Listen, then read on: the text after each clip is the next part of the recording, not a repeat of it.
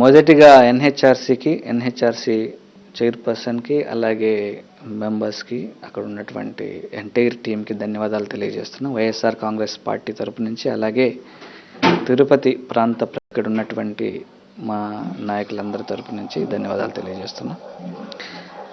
ముఖ్యంగా ఎప్పుడు జరగనటువంటి అమానుషమైనటువంటి ఘటనలు తిరుపతిలో చోటు చేసుకోవడం చాలా దురదృష్టకరం. ఇది ఎందుకంటే ప్రతిరోజు ఒక 2.5 లక్షల మంది దేశవ్యాప్తంగా అలాగే ప్రపంచవ్యాప్తంగా ఉన్నటువంటి వెంకటేశ్వర స్వామి భక్తులు వచ్చే ప్రాంతం. అలాగే దాదాపుగా 6 యూనివర్సిటీలు ఇక్కడే కేంద్రీకృతమై కొన్ని వేల మంది విద్యార్థులు చదువుకున్నటువంటి ప్రాంతం ఇది.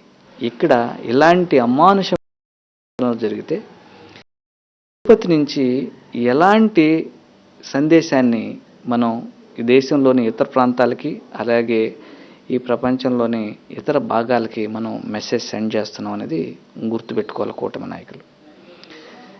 ఎందుకంటే ఇది ఒక స్పిరిచువల్ స్పేస్ ఉండే ఈ ఏరియాలో చాలా ప్రశాంతతమైనటువంటి వాతావరణం కల్పించాలి.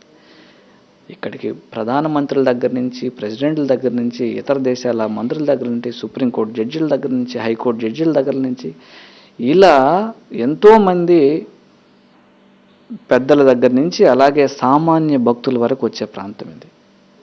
ఇలాంటి ప్రాంతంలో ఇలాంటి దుర్ఘటనలు జరిగి రౌడీలు పోలీసులు కలిసిపోయి దాడులు చేస్తే ఎలాంటి సందేశాన్ని ఎక్కడి నుంచి పంపిస్తున్నాం? దేశంలోని ఇతర పుణ్యక్షేత్రాల్లో ఇలాంటి సంఘటనలు ఏమన్నా జరుగుతున్నాయా? పోనీ మక్కాలో ఎలా జరుగుతున్నాయి? పీస్ఫుల్గా జరుగుతూనే ఉన్నాయి కదా. వాటికన్ సిటీలో పీస్ఫుల్గానే జరుగుతుంది కదా.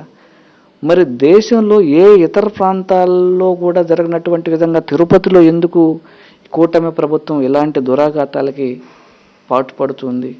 ఎందుకు ఈ పోలీస్ వ్యవస్థ రౌడీలతో కలిసి కుమ్మక్కై ప్రజాస్వామ్యం మీద దాడి చేసిందనేది నా క్వశ్చన్. ఒక ఎంపీగా అలాగే ఈ ప్రాంతాన్ని రిప్రజెంట్ చేసే వ్యక్తిగా అలాగే ఒక సామాన్య పౌరుడిగా ఖచ్చితంగా దీని మీద రియాక్ట్ కావాల్సినటువంటి అవసరం ఉంది ప్రతి ఒక్కరు కూడా.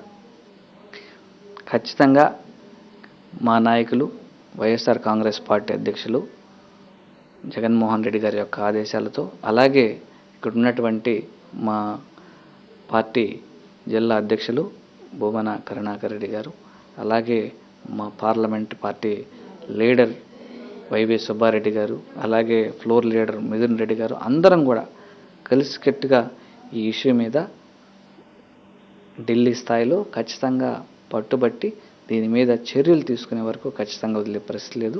ఖచ్చితంగా కోర్టుల తలుపులు తట్టుతాం. అలాగే ఇతర ఏజెన్సీల తలుపులు తట్టి కూడా ఖచ్చితంగా దీనికి బాధ్యులైనటువంటి వారందరినీ శిక్షించే వరకు వైఎస్ఆర్ కాంగ్రెస్ పార్టీ పోరాడుతుంది.